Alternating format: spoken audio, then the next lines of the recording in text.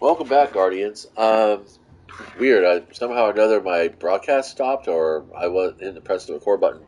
But yeah, in a nutshell, Paul Tassi talks about his recent videos talking about possibly a Destiny 3, and uh, yeah. And I'm like, would I care about a Destiny 3? I don't know. It depends. I mean, I didn't care about Lightfall because it was just a retread of content that I already played through. I'm an explorer progression player in the Bertel taxonomy of player bases, and for me, that's going to be something new to do and some way to grow my character. And I'm not like a progression player in the sense that I need to be like the most min maxed out character. Just progression enough so that I can keep exploring, so I can keep playing. I could do content that would be gradually, incrementally more challenging, like doing the haunted legendary sectors. I like doing those things. They're got lots of fun, and I'm in a private chat, so my teammate won't have to listen to me yabbering.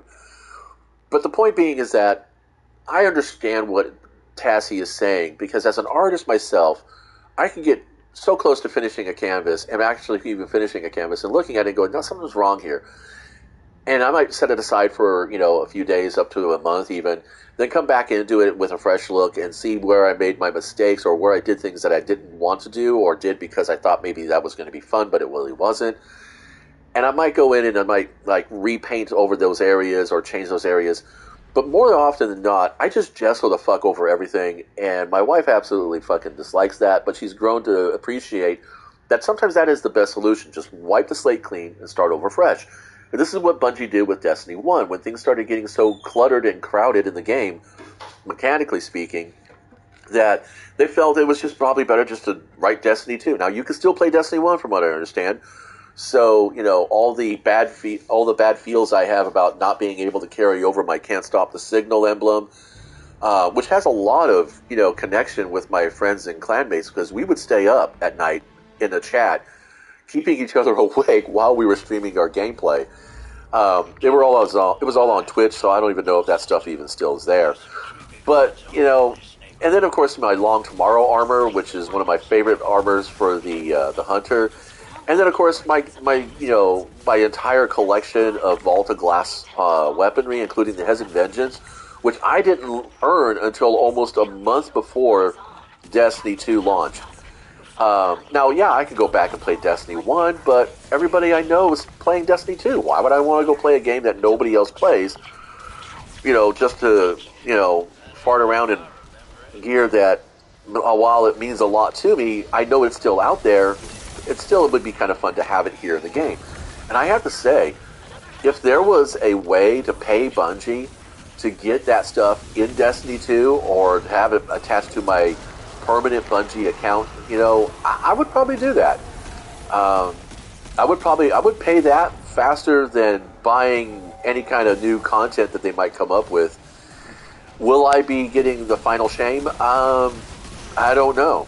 It's really going to depend upon what they offer us. Now they've got till June to hype us up and get us all nice and primed for it, and that's fine. I mean, I play this game because it's fun, and I play this game because it's neat to test out combos and run through activities and stuff. I mean, we will have the Festival of Light coming up in December.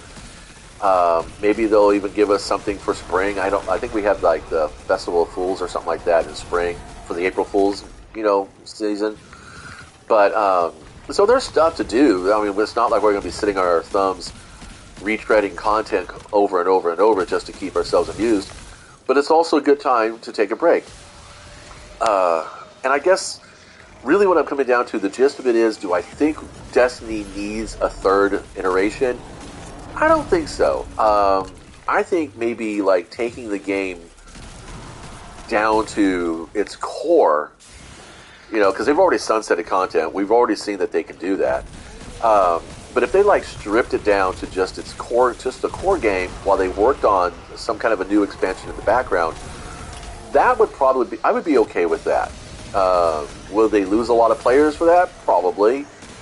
I mean, but then again, you got to understand that I come from the mindset also of the retailer, salesman, that a customer's made up their mind in the first 5 seconds or so, or less, if they're going to buy a thing or not, especially when it comes to luxury items, which video gaming is a luxury item. Nobody does this. Well, there are people who do this for a job, but this is not like, having to get an education. This is not like, having to pay bills. This is a luxury item. You have the option to play anything you want, any way you want, and you are not under anybody's,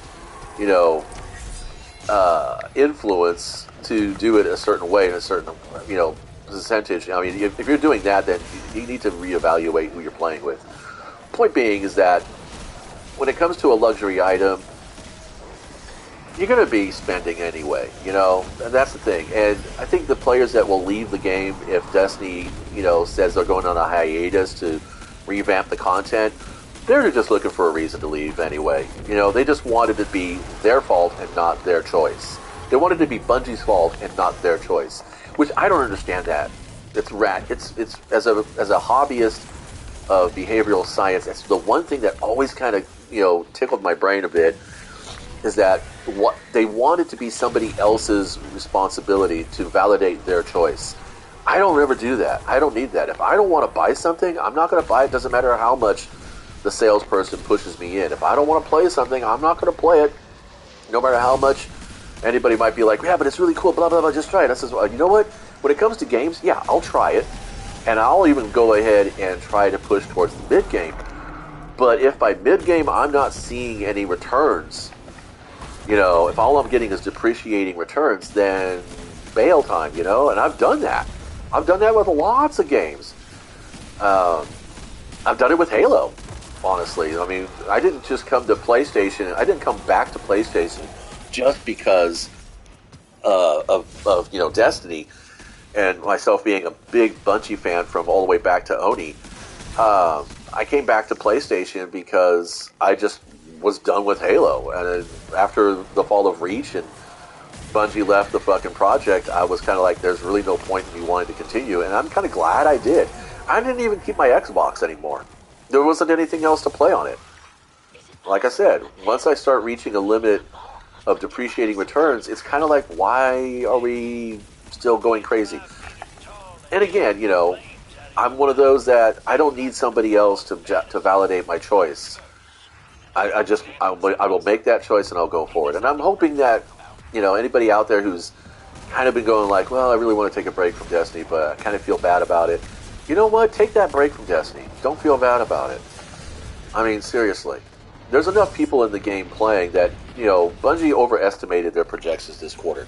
That 45% underperformance rating, that's not on us. That's on them for overestimating the popularity of an expansion that honestly was overpriced and under-delivered. And that's basically it. So there's my hot takes. Thank you all for stopping by. Go check out Tom Christie's channel. There is a fucking... It's He-Man Skeletor versus Destiny, basically. And it is fucking hilarious shit. And then, of course, go take a look at Paul Tassi's latest video about the possibilities of a Destiny 3 and why that might actually be a valuable situation for them to pursue. Yay! Thanks for stopping by, guys.